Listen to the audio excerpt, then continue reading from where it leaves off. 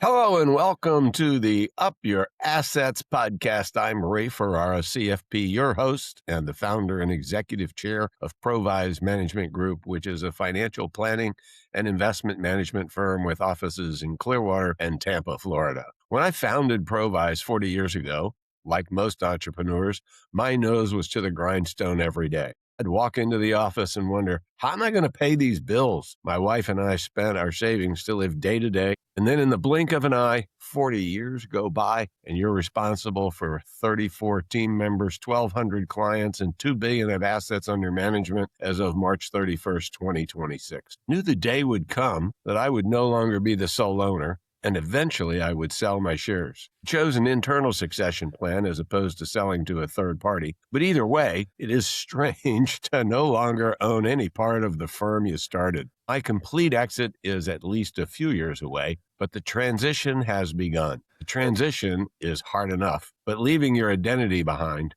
along with the people, is a tough thing. Additionally, you no longer have a regular paycheck, no one to talk to or to do things for you. Your tax picture's changed. In fact, your whole life is suddenly upside down. More importantly, retirement is much more than having enough money. What do I do with my free time? Will they miss me? What is my new purpose? Can they really do it without me? Questions go on. Help you find a different and better way to exit. We're pleased to have Jerome Myers as our guest today. He is America's leading exit authority who created Exit to Excellence after experiencing the founder's exit paradox firsthand, navigating the emotional challenges that follow selling a business. He is a certified exit planning advisor with an MBA. Jerome blends strategic insights with emotional intelligence, helping founders align financial success with a life of purpose and fulfillment. After building a $20 million division for a Fortune 550 company and scaling a multi-million-dollar portfolio, he now equips entrepreneurs worldwide with transformative frameworks like the NEXT Intensive and the 8 Exits of a Founder. Through his books, workshops, and top-rated Next podcast, Jerome is redefining what it means to exit successfully and build a lasting legacy. Jerome, welcome to Up Your Assets.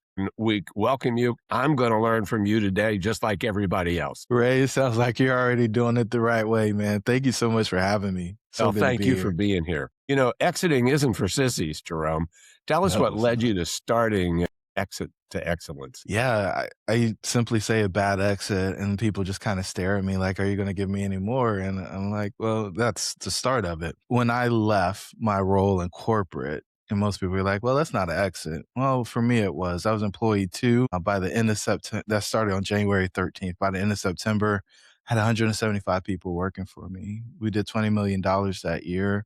And I had a 30% profit margin. I saw the guy that I worked for once a quarter. I talked to him every other week on a Friday and just gave him an update. And that was the beginning and the end of it. So for me, that was entrepreneurship without having to take the pay cut. And some people were like, oh, well, you didn't really get the experience. Well, I really do feel like I did because it was Wild Wild West. We were doing something that people hadn't done before. And we were building all the systems from nothing. I was standing in the back of a ballroom and the guy was given 7-step plan to a $2 billion exit. And I didn't believe that like you could do it in 7 steps. So I wasn't really paying that much attention until about 45 minutes in, he said, I had an existential crisis. And I was like, okay, here we go. And I was like, when they passed the microphone around, I said, well, how'd you get out of your crisis? And he said, I'll let you know when I do. Now everybody's like, well, what's the missing piece? Okay, so this guy helped build Kajabi. They sold for $2 billion. He walked out with however much you think he got. I would assume a few $100 million. And so he was in this space post-exit where he didn't know what he was going to do with his time. He didn't know who he was as a person. All his relationships have vanished. He didn't really feel like his life mattered anymore. His wife characterized it as him starting projects that he wasn't going to finish. He was going to hire somebody to do for him. He would spend his time on the internet looking at watches that cost as much as houses. And that was kind of his existence. And so when I asked him, how'd you get out? He said, I'll let you know when I do. And this was maybe 18 months post-exit. So I went off and I was like, well, I just thought it was me that had that struggle when I walked out of my role. And what I found was, well, this guy had access to all of these amazing people. He had as much money as anybody could ever really desire. And he had the same experience post-exit I did. Yeah. So when I started my search, all I found was one article from Harvard Business Review. And it said, congratulations, you sold your business, prepare to be depressed. That's the start of the article. I was like, okay, there's something wrong with this situation. People spend 15 to 50 years building something, and the reward is depression.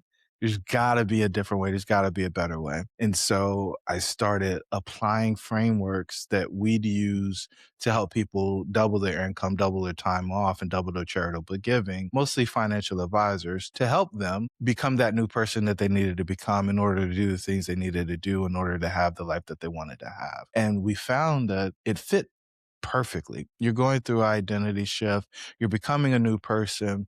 The issue that most people don't truly understand is when they get the liquidity event, the motivation for making money often goes away if they become work optional. And when you don't have motivation to do something, you have to have inspiration. And most people haven't ever had to figure out the inspiration problem because motivation was enough to keep them earning. But when you move into this new space of being work optional and you have a great liquidity event, there is no motivation. More is not the answer. Unfortunately, everybody doesn't believe me. And I hope everybody gets rich and gets to the point where they have to experience this. But I could tell you that just adding more money isn't going to solve the problems that you're going to have when you exit. You sort of answered part of that first question I wanted to ask, but maybe you can go a little deeper if you would. From the outside, selling the business looks like the finish line. I did it. I'm done. You know, well, why do you believe the exit is often the beginning of the hardest part of the journey? Yeah, I call it the transaction illusion. So people think about exiting as if they're crossing the finish line in a marathon. And I guess you get your beer and you get your burger and you just kind of recuperate after the marathon. But I think exiting is a lot more like mountain climbing. And so if you get to the summit and you think it's over, you set yourself up for the riskiest part, which is the descent. That's where most people perish when they go on these expeditions. And so from our perspective, the exit planning industry is all focused on getting the founder to the summit. And then they jump in their helicopters and they fly away and they leave the founder up there to figure out how to get back down. The reality is we have to get the founder not only to the summit, but back home safely so that they can experience a long, rewarding life. What I believe is the biggest struggle for a founder is getting to that summit and then not knowing what they're going to do next. Because the summit is short-lived. Ray, you've had your liquidity event. Seeing the extra money in the account only lasts, like the feeling that you get from that, the feeling of security you get from that only lasts for a pretty short period of time. And then it normalizes. And so the question that I get most often the weekend after a wire hits from a founder that we've helped exit is, now what? Or what's next? Or the answer we prefer, the statement we prefer is, I don't know what I would do if if we didn't do the work that we did pre-exit because it wore off. Like the statement only does so much for. So you use the phrase transaction illusion. Help us understand what that means and why it's dangerous for founders and their advisors. Yeah, I think about it like the pot of gold at the end of the rainbow. So many people believe like once I get there, once I get the money, everything's going to be better. The issue is money's only an amplifier, right? So if you've got problems in your marriage, if you've got problems with your kids, if you've got addiction problems, you pick whatever the problem is. All the money does is make it bigger. It doesn't make it go away. Now, if you think about Maslow's hierarchy of needs, most people believe that money solves all problems. But when you look at Maslow's, it only solves the bottom two layers of that pyramid. So the physiological and the safety needs can be handled by money. But love and belonging, self-actualization, those things require solutions that money can't buy. And I think the majority of people are so focused on these lower level or survival solutions that they continue to try to optimize for those post-exit. But that's no longer an issue. you're not going to live under a bridge anymore. You're not going to lose it all. So now we have to figure out these higher order problems. And so the transaction illusion is just the thought that money or having the liquidity event is going to make all the problems go away. Whatever problems you have that you haven't addressed, they're actually going to get bigger.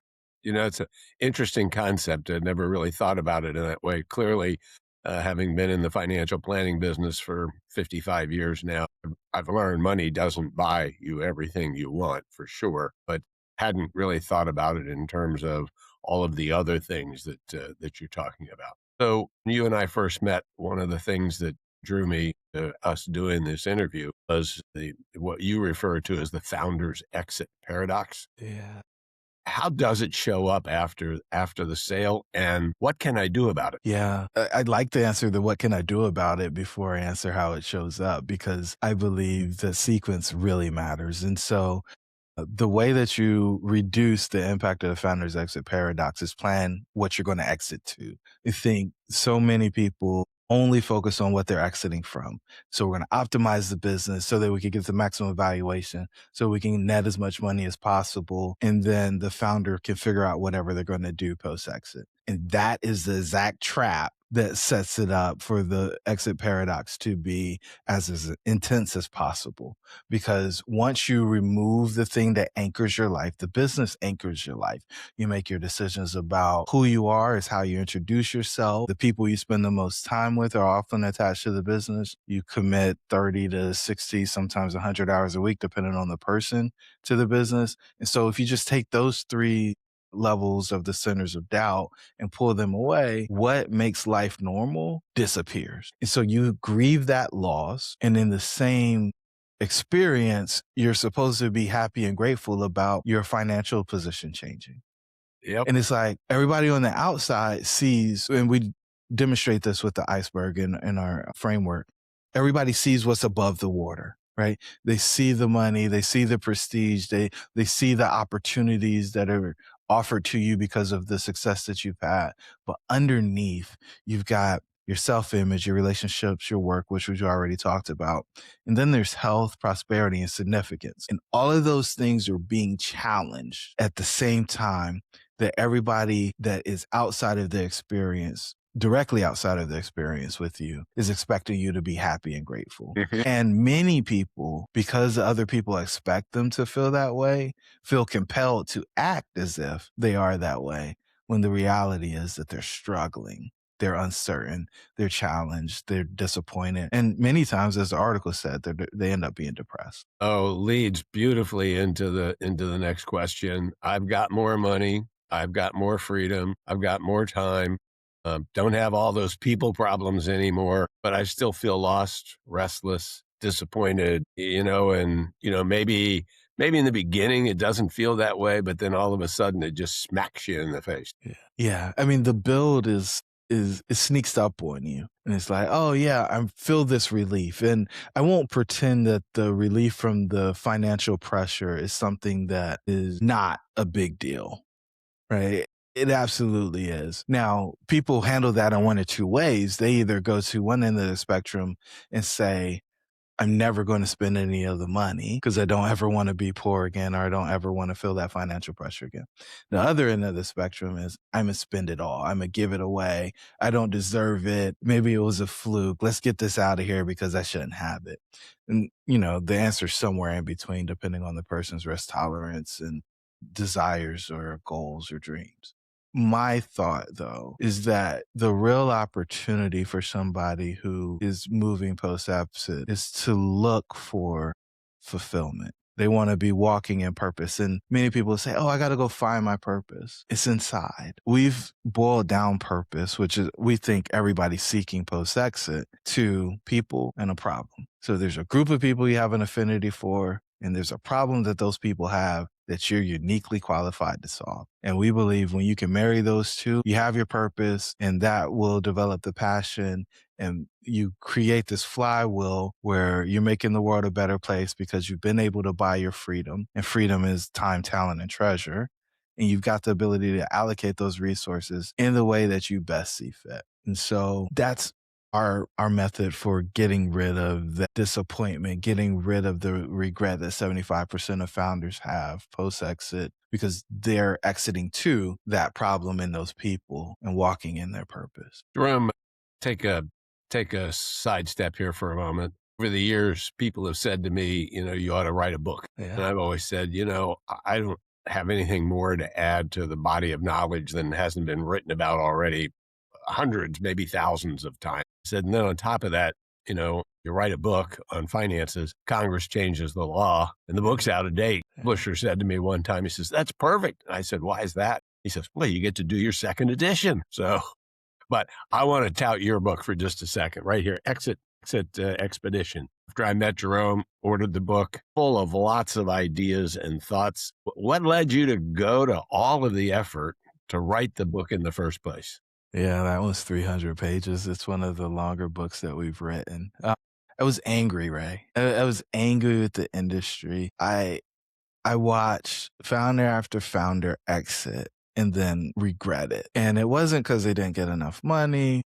It wasn't because they weren't in a position to make a big impact on the world. I believe that they regretted it and they struggled because we left them at the top of the mountain. And I wanted to introduce this concept of getting the founder back home safely and helping them figure out what their next mountain to climb was while they're at the summit or on their way to the summit of the first mountain or the second mountain, however many times they've exited. You go through this phenomenon regardless of how many times you exit it. But we wanted them to figure out what they were exiting to. And so the book fundamentally challenges the way that exit planning has been done since its inception. It's not just about the financials. It is about making the impact on the founder pre-exit so that when they get to their post-exit life, the experience matches their expectation. Well, Jerome, I'm sure others can go to Amazon just like I did to get the book. It's Exit Expedition, the Exit Expedition.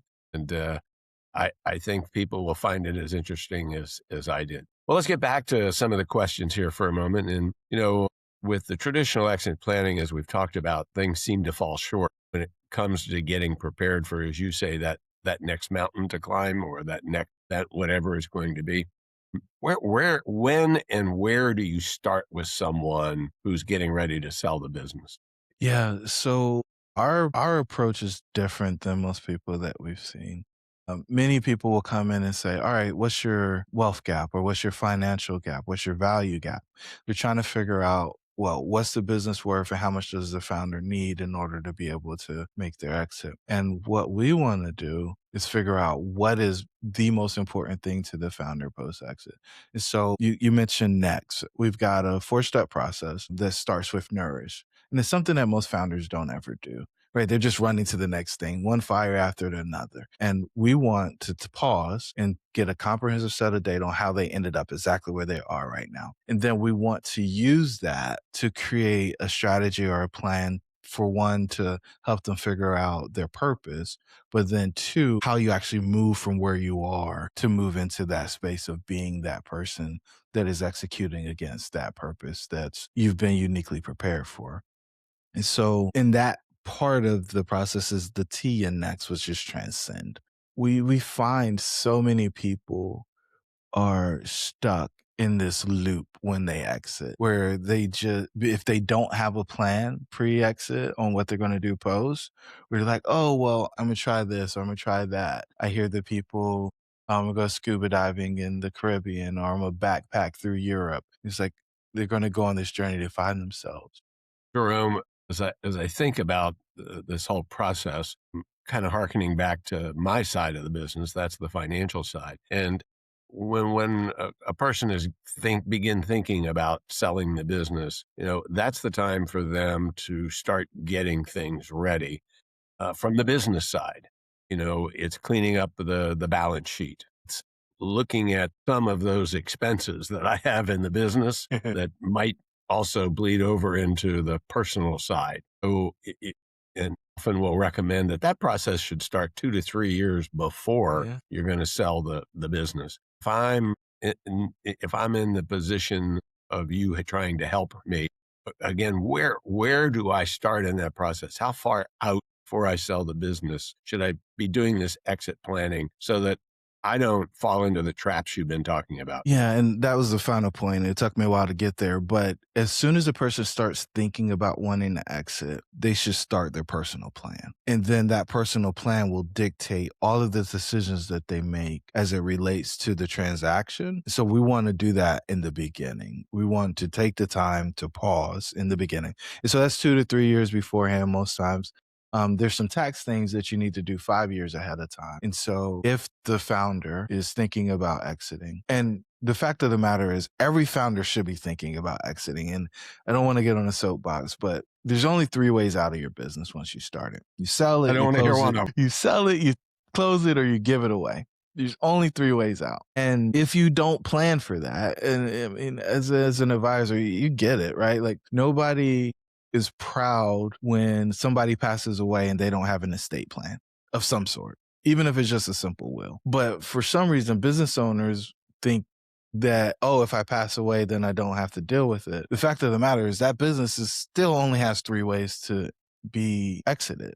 And somebody else has to clean it up. And so I'll never forget, right? We were in Sri Lanka doing a workshop and we were asking the people in the crowd, hey, what would you call somebody who knew something was inevitable and they didn't create a plan for dealing with it? And the resounding response was irresponsible. And they said, okay, so 100% of business owners will exit, but none of them have a exit plan. So the thought that you would wait until I'm ready to exit, I need to start thinking about what I'm gonna do post exit. To me, it's irresponsible, right? Like, you know, you're going to exit your business. So why not start thinking about your exit plan today? Why not start thinking about what you're going to do post exit today? It's just great business. Oh, our conversations in the book, there's these 6 centers of doubt. What are they? And how do they affect owners both before and after a sale? Yeah, so I alluded to them a little bit earlier. They are self-image, relationship and work, health, prosperity, and significance.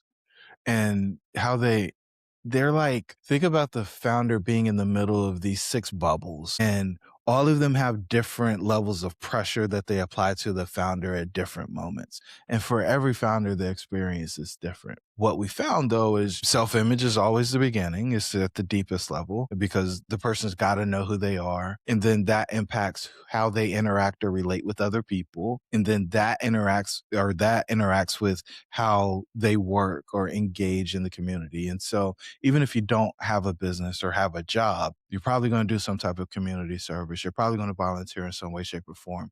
And that in and of itself becomes this work. And so you move from self-image to relationship to work. That's how you're interacting with the world.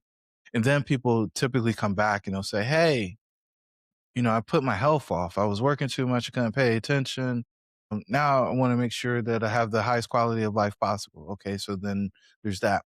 And then they get to prosperity. And we don't say wealth because we think it's more than just the treasure, but there's also time and talent. And so how do you allocate those resources? And people have a lot of questions about those because in the past, the time and the talent was always applied to whatever they were doing for the business. And then the reward for that time and talent was the treasure that they got from the business. Now that they don't have a steady income, as you mentioned in the intro, they have to figure out how to get those assets that they have to generate some income for them.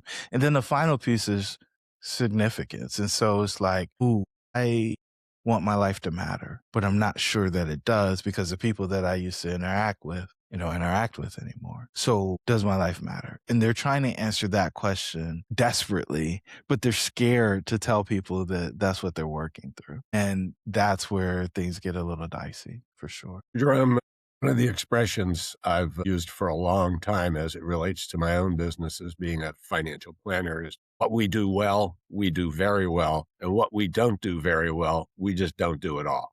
Yeah. And so that's why we kind of farm things out to other professionals. They can do those things very, very well. I think about your business, financial advisors, CPAs, attorneys, M&A professionals. They're mostly focused on that transaction piece and maybe the little bit of what comes afterwards. But again, it's on the financial side. How can they help their clients without trying to be the therapist? Yeah. I think the short answer is to ask them one simple question. Hey, what are you going to do after you exit? And listen to see if they actually have a real plan. And the real plan isn't golf, grandkids, gardening, and vacationing or travel. You can only do so much of that. They have to know what they're going to do to create meaning in the world. And if they don't have any clarity around that, then they can offer them a book. They can offer them one of our white papers. They can tell them to listen to our podcast. We've got a ton of free resources out there for folks who are thinking about exiting, but haven't actually come to the understanding that there is a transaction illusion. The founder's exit paradox is something that they're going to experience in a very real way if they're not careful. And the fact that they know that the finish line is not the liquidity event. There's a whole lot of life after the liquidity event if things go well. Oh, Jerome, you mentioned a whole lot of resources that are available. Your website is what? ExitToExcellence.com. Wow. Of course it is. And don't forget the Exit Expedition book that, as I say, you can find at Amazon and I'm sure other places as well. So, Jerome, now what? What do I do? I'm hanging around for another couple of years here, slowly making that move. Some people are going to be serial entrepreneurs and go on and try to climb that summit one more time or a third time in some cases. And we all know who those folks are. But what are the last words you leave with our listeners? Now, what do I do? Yeah, I believe that your dreams should be real. And I watch people stop dreaming at 7 or 8. But the thought that you can go off and make your wildest dreams come true is something that I think is empowering, it's inspiring, and it's exciting. And so my hope is anybody out there listening to this part of the conversation feels convicted and they hope that I'm right. They hope that their dreams can be real. And then they're inspired to go do that. And hopefully their dreams are related to doing some type of service to make the world a better place through eradicating a problem for a specific group of people that they have an affinity for. Jerome, I can tell you one thing for sure, as we have clients that look towards that exit. A, I'm going to make sure that they listen to this podcast. And then B, I hope they're going to act on it. And I certainly will encourage them to act on it by heading out to Exit to Excellence and learn more about how you can help them. So thank you so much for being guest here on Up Your Assets. Ray, this was fun, man. Thank you so much for having me. Congratulations on all your success, man. You've done so many amazing things, and I'd love to see your work in the community. It was pretty cool to hear your story about the Board of Trustees at Maryland. Well, thanks. I appreciate it very much. Now, I want to say to all our listeners, go out there and up your assets. This has been another edition of the Up Your Assets podcast hosted by Ray Ferarra, CFP founder and executive chair of Provise Management Group, LLC. The preceding presentation was for general information purposes only and not personalized advice. Seek out a professional before making any financial decisions. Additionally, no guests pay to be on the show or are paid to be on the show. The opinions expressed are their own and not the host's or the show.